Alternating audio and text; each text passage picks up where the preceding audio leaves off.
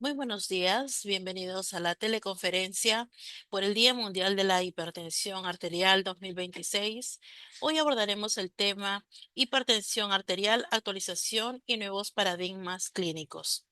Esta capacitación es organizada por el Servicio de Cardiología del Departamento de Medicina del Hospital Nacional Cayetano Heredia a través de la Unidad Funcional de Telesalud y Telemedicina de nuestra institución, que está dirigido al público en general.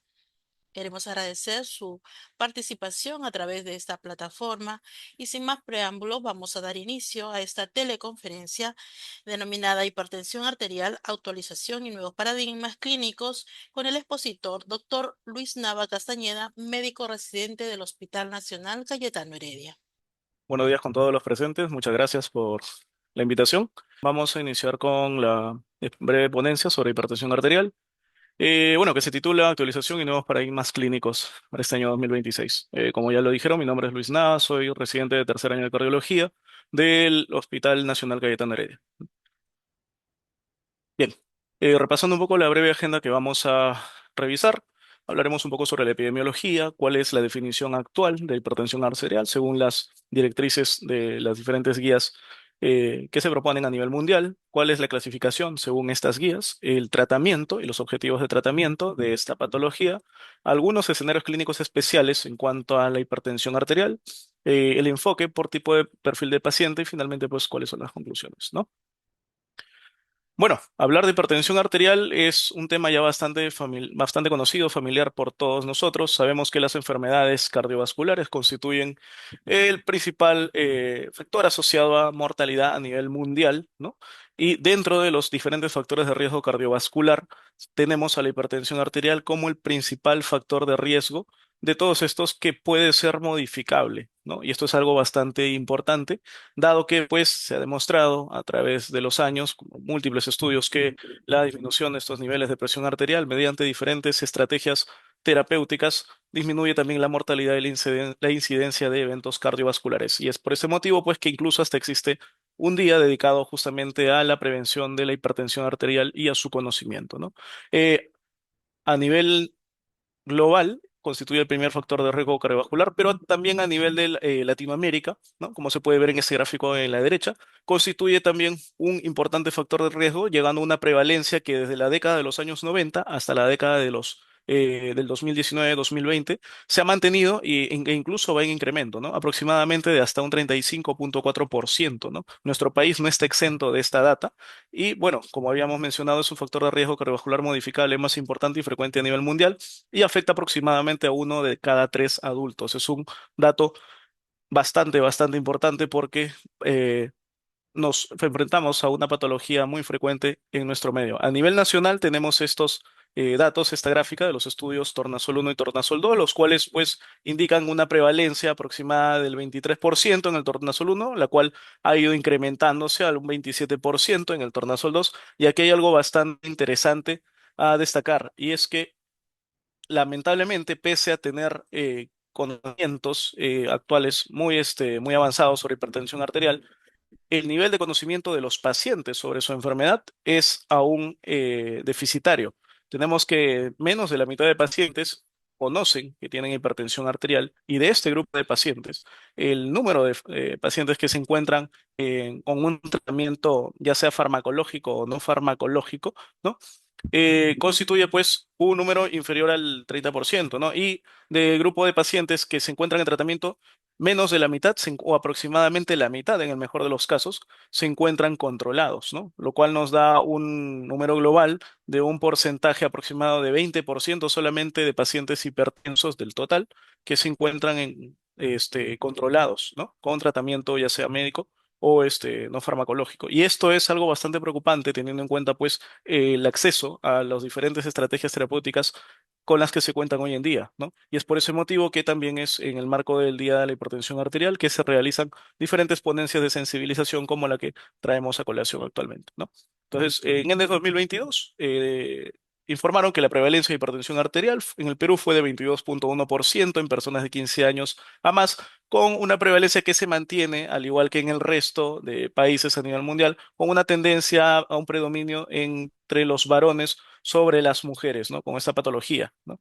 Y que, bueno, a nivel, el diagnóstico por regiones, a nivel nacional, pues le da una prevalencia a la costa por encima de la sierra y la selva, pues, ¿no? Teniendo, pues, justamente por ahí informan algunos autores que esta disminución porcentual en cuanto a la prevalencia, sobre todo en la región de sierra, no se deba a que realmente hay menos hipertensos, sino que existe un subdiagnóstico, ¿no? Y esto es algo también bastante preocupante. Como dato adicional, nuestro hospital, el Hospital Cayetano Heredia, recibe entre 300 a 500 pacientes hipertensos al mes, ¿no? Dentro de los factores asociados a la hipertensión, aparte de los que ya se conocen desde hace mucho tiempo, que son pues mecanismos fisiopatológicos del funcionamiento de diversos sistemas en nuestro organismo, principalmente implicando el sistema renina-angiotensina-aldosterona, se han ido añadiendo a lo largo de los años muchos otros factores asociados, ya sea mecanismos vasculares o neurológicos, pero algo bastante importante que recalcan las últimas guías en los últimos años es que a estos factores hay que añadirle también otros factores que no son de índole orgánica, sino son de índole conductual, cultural y social, ¿no? Llámese ambiental. Dentro de ellos se han añadido algunos factores que ya se conocían antes, como son la actividad física, el sedentarismo o la dieta, pero también algunos factores nuevos que se van descubriendo, como son los factores ambientales relacionados a la contaminación, ¿no? Así como también factores socioeconómicos y psicosociales relacionados principalmente al estrés y al nivel socioeconómico, ¿no? Que de una u otra forma influyen en esta patología. ¿Y por qué es importante realmente la prevención y por qué existe hasta ahora? Incluso se le ha creado un día mundial de la hipertensión, debido a que la hipertensión arterial, como muchos sabrán, se conoce como el asesino silencioso. ¿Y por qué es el asesino silencioso? Debido a que justamente no da síntomas en primer lugar y en segundo lugar que esta ausencia de síntomas hace que los pacientes desestimen su impacto sobre los diferentes órganos y sistemas implicados, ¿no? Entre los cuales se mencionan en la siguiente lámina, pues, ¿no? Empezando a nivel mismo cardiovascular, a nivel de corazón, ocasiona muchas alteraciones, arritmias, incrementa la incidencia de infarto de miocardio y así como también a la larga ocasiona insuficiencia cardíaca, que puede ser diastólica o sistólica en las fases más terminales, ¿no? En segundo lugar, se encuentra el daño también a nivel neurológico, causa lesiones a nivel del cerebro, que inicialmente pueden contribuir pues justamente al deterioro neurocognitivo mediante la presencia de microinfartos silentes o microhemorragias, hasta manifestarse de una manera mucho más grosera y evidente y mucho más lamentable también, como son los accidentes cerebrovasculares, ya sea de tipo isquémico o hemorrágico en el peor de los casos, ¿no? De igual forma, a nivel de otros órganos, como pueden ser los riñones, afecta ocasionando hipertensión glomerular, ocasionando glomerulosclerosis, alterando las tasas de albuminura y proteinuria, con disminución de la tasa de filtración glomerular, la cual trae como resultado final la enfermedad renal crónica, requiriendo incluso en los casos terminales la terapia de reemplazo renal mediante hemodiálisis, ¿no?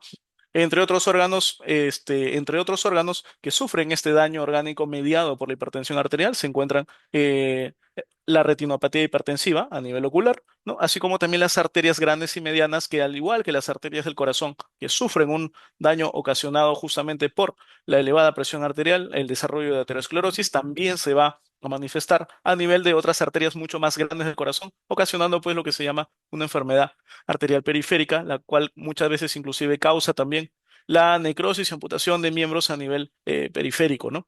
Y la disfunción a nivel de la microcirculación, que es una de las últimas, digamos, uno de los últimos descubrimientos en cuanto a los daños orgánicos mediados por hipertensión, de donde básicamente pues tenemos a la disfunción endotelial y a la fibrosis e inflamación, ¿no? Entonces, ¿cómo definimos a esta entidad?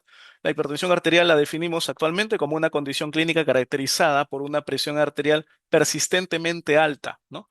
Esto para diferenciarlo de las lecturas elevadas de presión arterial, ¿no? A nivel de las arterias sistémicas, ¿no? Y más que una enfermedad binaria, constituye un factor de riesgo continuo y crónico que aumenta significativamente la probabilidad de sufrir eventos cardiovasculares, cerebrovasculares y renales, ¿no? Entonces, las últimas guías, que son básicamente la corriente europea y la corriente americana, que pues de las cuales pues vengo a mostrarles la información que se puede socavar de estas dos fuentes bastante confiables y bastante referenciadas a nivel mundial, nos muestran pues que la clasificación de la presión arterial según estas dos guías difiere un poco. Sin embargo, en lo que ambas coinciden es que justamente la medición de la presión arterial en consultorio es el principal método de screening, ¿no? Y recomiendan otras estrategias como el MAPA, el monitoreo ambulatorio o el monitoreo domiciliario de la presión arterial para confirmar el diagnóstico, ¿no? Hay algunas diferencias en cuanto a la nomenclatura, ¿no? Por ahí la Sociedad Europea menciona que la presión arterial elevada es entre 120 y 139 de presión sistólica y entre 70 y 89 de diastólica y denominan hipertensión arterial a una presión persistentemente elevada por encima de 140-90, mientras que para la sociedad o la Asociación Americana, la presión arterial elevada es aquella que se encuentra entre 120 y 129. Ellos son más drásticos y mencionan que el paciente hipertenso ya debe denominarse así a partir de un nivel de 130-80. Si bien es cierto, esto es una diferencia en cuanto a nomenclatura, a denominaciones, pero lo que es correcto es que lo que se sabe hasta la actualidad es que por encima de 140/90, definitivamente cualquier paciente ya debe iniciar algún tipo de manejo antihipertensivo, ¿no? Para esto es importante conocer previamente cómo es que debe realizar una adecuada medición de la presión arterial a nivel de consultorio, que es de donde se han sacado estas cifras y que es en donde se realiza la mayoría de los casos en nuestro hospital y en nuestros medios también se realiza mediante el monitoreo, mediante la medición, perdón, de los niveles de presión arterial en consultorio. Entonces, lo que se debe saber es que, pues, en primer lugar, debemos permanecer sentados durante 5 minutos, ¿no? No se debe realizar la toma de la presión arterial a un paciente que ha venido agitado de inmediato, porque obviamente eso nos puede conducir a lecturas elevadas. El uso de dispositivos validados es bastante importante, ya que en la actualidad se recomienda en primer lugar el uso de dispositivos digitales electrónicos por sobre la medición manual, ¿no?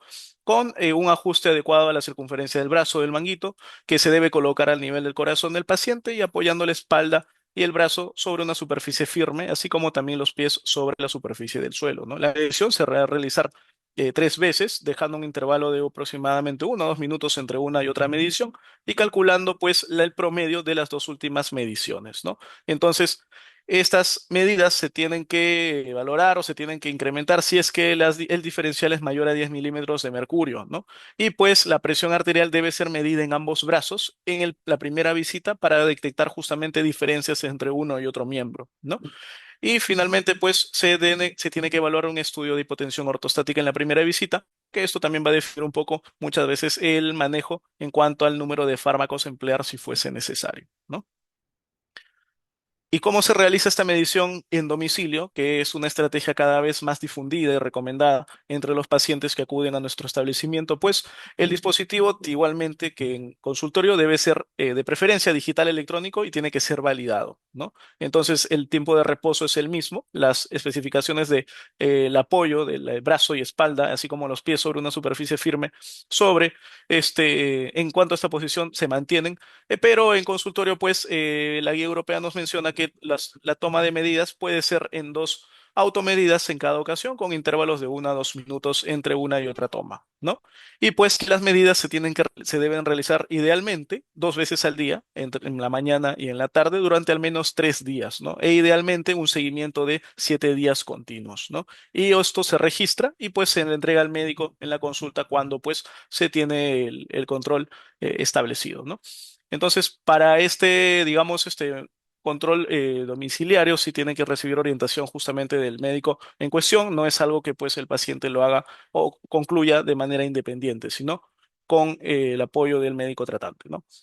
Hablando un poco ahora sobre el tratamiento y los objetivos de manejo de la hipertensión arterial, los principios generales del manejo que nos recomiendan las guías actualmente es que el abordaje terapéutico inicial debe hacerse mediante modificaciones en los estilos de vida, ¿no? Que se aplican a todos los pacientes, independientemente de la edad, de sus características clínicas. Estas modificaciones en el estilo de vida, cuando nos enfrentamos a un paciente que empieza su screening, tienen que aplicárseles a todos. Entonces, implican entre muchas de estas la reducción del peso, con un objetivo de por lo menos una pérdida de peso de 5% en pacientes con sobrepeso u obesidad. La dieta DASH o la dieta mediterránea, que básicamente es una dieta que es bastante rica en fibra, que disminuye el consumo de grasas saturadas, así como también el consumo de carbohidratos refinados, la reducción de sodio, que debe disminuirse a una ingesta de menos de 1% hasta 2,3 gramos de sodio al día, el aumento del potasio dietético, ¿no? Exceptuando aquellos pacientes con insuficiencia renal avanzada. La actividad física se recomienda, actividad física de ejercicio aeróbico, ¿no? Básicamente el ejercicio que muchos llaman cardio, ¿no? De al menos 150 minutos de este ejercicio de una intensidad moderada semanal, ¿no? Y la limitación de la ingesta de bebidas alcohólicas a menos de una bebida al día en mujeres y menor o igual a dos medidas al día en varones, ¿no? Sin embargo, si es que estas medidas se le da chance al paciente y no resultan en un control de 3 meses sin haber logrado los objetivos de niveles de presión arterial para lo que nosotros estamos buscando, se recomienda justamente ya el inicio de la terapia farmacológica, ¿no? ¿Y cuáles son nuestros puntos de corte para inicio de terapia farmacológica? Va a depender un poco de las características clínicas de nuestros pacientes, ¿no? En adultos jóvenes y de bajo riesgo, ¿no? Que pues no tienen otros factores de riesgo cardiovascular clásico, como pueden ser pues diabetes, obesidad, dislipidemia o tabaquismo, pues no se inicia el tratamiento cuando la presión arterial es persistente, mayor o igual a 140/90, ¿no? Mientras que el inicio de tratamiento en otro tipo de pacientes, ¿no? Con algunos factores de riesgo, como pueden ser la diabetes mellitus, la enfermedad renal crónica, la enfermedad coronaria o que tengan un riesgo cardiovascular alto, se le inicia a partir de 130/80 milímetros de mercurio, ¿no? ¿Y cuáles son los objetivos de control de la presión arterial en general para todos mis pacientes? Pues la meta general actualmente sigue siendo esta, que no dista mucho de otras, de ediciones anteriores de las guías que recomiendan, pues justamente un nivel de presión arterial menor a 130/80 para la mayoría de pacientes, pero en individuos de alto riesgo cardiovascular, ¿no? Sobre todo pacientes de alto riesgo cardiovascular son aquellos pues que tienen dos o más factores de riesgo cardiovasculares mayores o pues que ya han sufrido un evento cardiovascular mayor, ¿no? Llámese infarto agudo de miocardio o accidente cerebrovascular o o el haber desarrollado o tener evidencia justamente de un daño a nivel vascular en cualquiera de estos órganos, ¿no? En los cuales un umbral más estricto, menor a 120 milímetros de mercurio, es el que se establece justamente siempre y cuando la terapia sea bien tolerada, ¿no? Y justamente de aquí también se desprende este gráfico que se puede observar en el lado derecho, de donde pues se mencionan que este rango de presión arterial entre 120 y 129 milímetros de mercurio de sistólica es lo ideal siempre y cuando sea bien tolerado, ¿no? Sin embargo, hay algunas excepciones en las cuales pues se puede elevar un poco este punto de corte y puedo ser un poco más permisivo y puedo mantenerlo por debajo de 140 milímetros de mercurio si es que mi objetivo menor a 130 no se tolera en estos casos, ¿no? En pacientes con hipotensión ortostática sintomática pretratamiento, ¿no? O pacientes ya octogenarios añosos con una edad por encima de los 85 años, ¿no? O así como también pacientes con un índice de fragilidad clínicamente significativo, ¿no? Que va de moderada a grave a cualquier edad o con una esperanza de vida reducida, ¿no? Solo en estos pacientes puedo ser yo un poco más permisivo con mi meta de control de presión arterial, ¿no? Entonces, en cuanto a mis estrategias farmacológicas, como primera línea, continúan siendo los fármacos que ya, bueno, en algún momento se han tratado y de los cuales se ha hecho bastante debate, que hasta el momento continúan con buen nivel de evidencia clínica, que son estos cuatro fármacos, ¿no? Los diuréticos de tipo tiazida, entre los cuales pues tenemos a la hidroclorotiazida o clortalidana, los inhibidores de la enzima convertidora de angiotensina, los IECA, enalapril, el más conocido en nuestro medio, ¿no? Los bloqueadores de receptores de la angiotensina 2, los ARA2, o sea, los sartán, irbesartán, candesartán, ¿no? Telmisartán, los bloqueadores de canales de calcio de acción prolongada, entre los cuales tenemos pues al anodipino y al nifedipino de acción prolongada, entre los más conocidos, ¿no? Y esto es algo bastante importante que debe quedar como uno de los mensajes principales, ¿no? De esta ponencia, y es que la terapia combinada inicial en una sola píldora es el estándar actual de tratamiento, ¿no? Si hay algún paradigma que en realidad no es un paradigma nuevo de este año 2026, sino que ya es una recomendación que se tiene bien en claro desde hace ya varios años, pero que sin embargo, pese a tener el conocimiento y la evidencia clínica, no se pone en práctica lo suficiente, pues no. Pero es algo que debería quedar bastante claro, ¿no? El inicio de terapia farmacológica es la estrategia inicial combinada, la terapia combinada inicial bueno, idealmente debería hacerse en una sola píldora, ¿no? Lo cual mejora la adherencia terapéutica. Este es el esquema de tratamiento y de escalamiento de terapéutica antihipertensiva que propone la Sociedad Europea, que no dista mucho realmente del propuesto por otras sociedades, en los cuales, como se mencionó, el tratamiento inicial debe ser combinado doble, ¿no? A dosis bajas, eligiendo entre algunos de los fármacos que se mencionaron anteriormente, ¿no? Diuréticos, bloqueadores de los canales de calcio, un YECA o un ARA2, ¿no? Los cuales deben realizarse, bueno, deben controlarse, ¿no? A lo largo de entre 1 hasta 3 meses, ¿no? Y que pues se tiene que evaluar por lo menos al primer mes de iniciado el tratamiento, si es posible, ¿no? Y se verifica si es que mi terapia funciona, estoy logrando mi objetivo según las características de mi paciente, o si es que no, ¿no?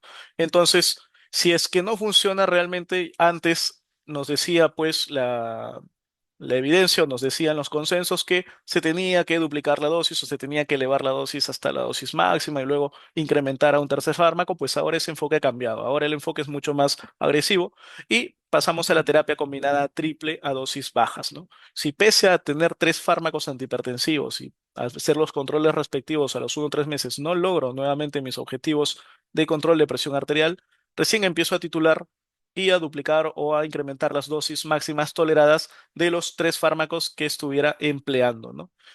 Entonces, vemos pues que pese a que muchas veces se tiene el conocimiento sobre esta estrategia de escalamiento farmacológico, no se aplica y teniendo pues como resultado que en los estudios del real world, de la vida real, realmente no se cumple con ni siquiera el inicio de una terapia combinada, ¿no? Ahora, la estrategia con monoterapia inicial se reserva para casos muy especiales, ¿no? Para aquellos casos en los cuales la presión arterial se encuentre entre 120 a 139, ¿no? De sistólica y 70 y 89 de diastólica. Para pacientes octogenarios añosos, ¿no? Con una edad de 85 años a más, con una fragilidad de moderada grave o con hipotensión ortostática o sintomática. Este mismo grupo de pacientes en los cuales, como se había mencionado anteriormente, poseen un umbral de control de presión arterial que puede ser un poco más permisivo, ¿no? Y así como soy permisivo con ese control, también se puede ser permisivo con la monoterapia solo en este grupo de pacientes. Para el resto, definitivamente el inicio, el paradigma actual definitivamente es el inicio de terapia combinada doble, ¿no? Y esto se ha visto a lo largo de diferentes estudios en el tiempo, ¿no? Que no es evidencia tan actual. Si vemos pues este cuadro y esta gráfica son de un estudio, una revisión hecha ya en el año 2009, en la cual pues de todos estos estudios que valoraron el control de presión arterial con 1 o 2 fármacos, al final la mayoría de estos pacientes terminaron requiriendo terapia combinada para alcanzar la meta de un control por debajo de 140 sobre 90, ¿no? Y lo que nos recomiendan no solamente las guías que se han mencionado, sino también otras como de otras sociedades, como las guías NICE y como las guías del ALATA, mencionan justamente lo mismo, ¿no? Que esta combinación de 2 fármacos de forma inicial, ¿no?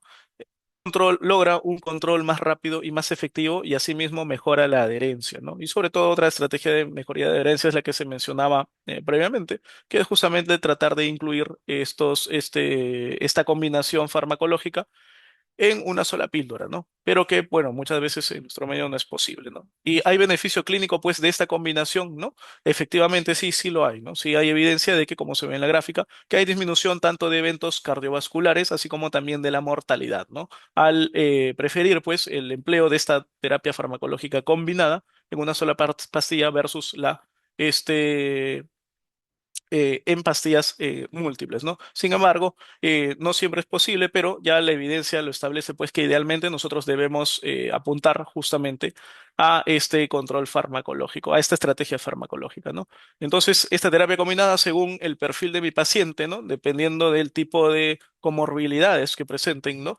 Va a variar en cuanto al tipo de grupo farmacológico a emplear, ¿no? Siendo la base y el común denominador, como pueden ver para la mayoría de pacientes, empezar por un YECA o un ARA2, ¿no? O sea, pues enalapril o losartán, irbesartán, ¿no? Telmisartán, el que sea de preferencia por el médico tratante, y pues combinarlo con otro fármaco que en este caso el segundo a elegir en la mayoría de pacientes también va a ser pues los calcioantagonistas, ¿no?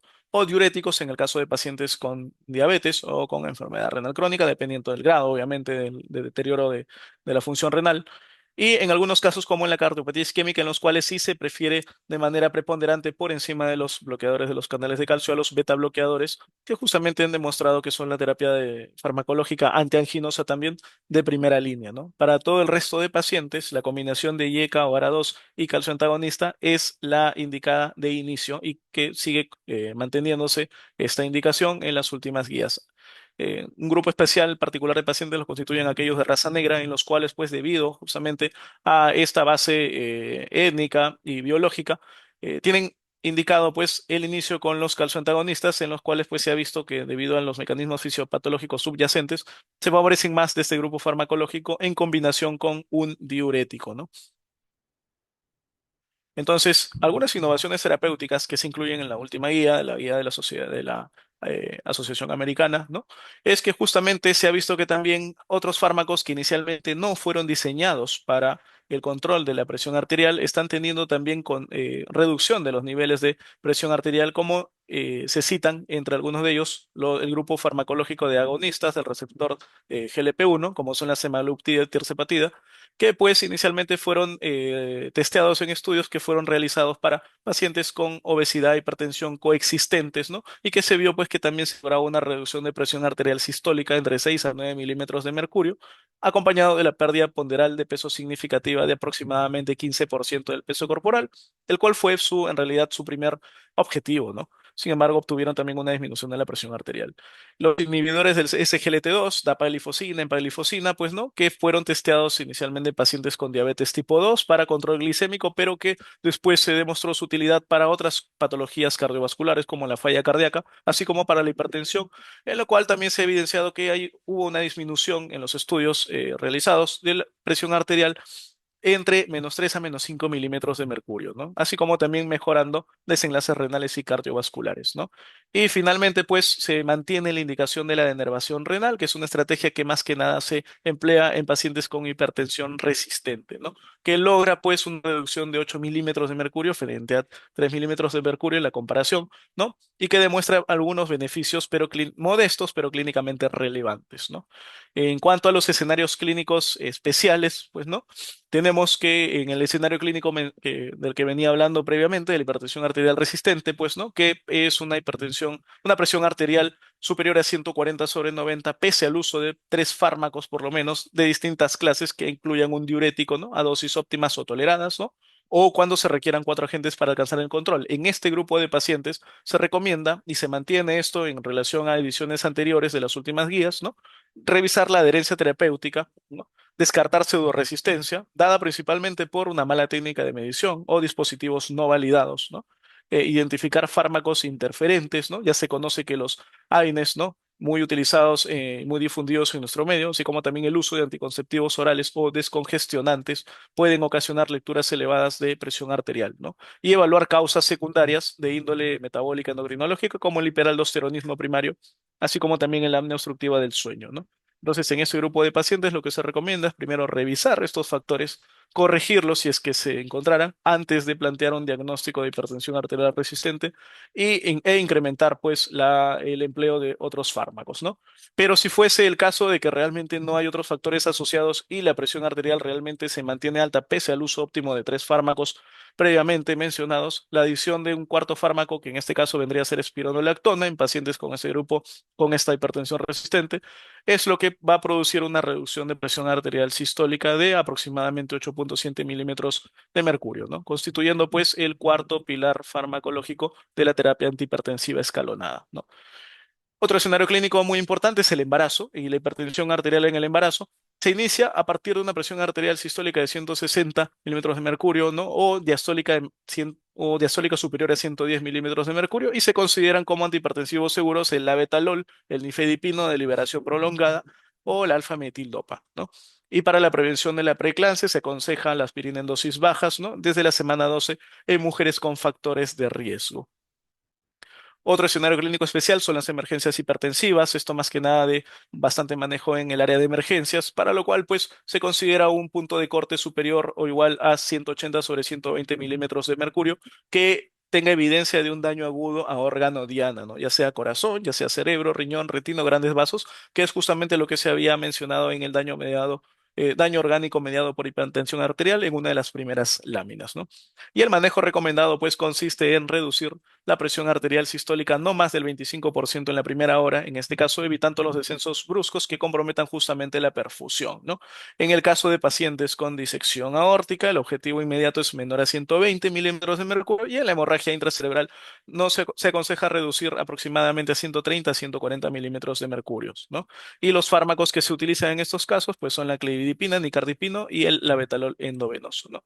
Finalmente, cuando tengo pacientes con otras comorbilidades, hipertensos, diabéticos, hipertensos con enfermedad renal, en este caso, el objetivo realmente no dista mucho de la recomendación general, ¿no? Para pacientes hipertensos con enfermedad renal crónica, un objetivo inferior a 130 milímetros de mercurio de sistólica, con preferencia por el uso de fármacos como los YECA, enalapril o ARA-2, los sartán y losartán, en pacientes con albuminuria, ya que se ha visto que el uso de estos fármacos también reducen los niveles de albuminuria.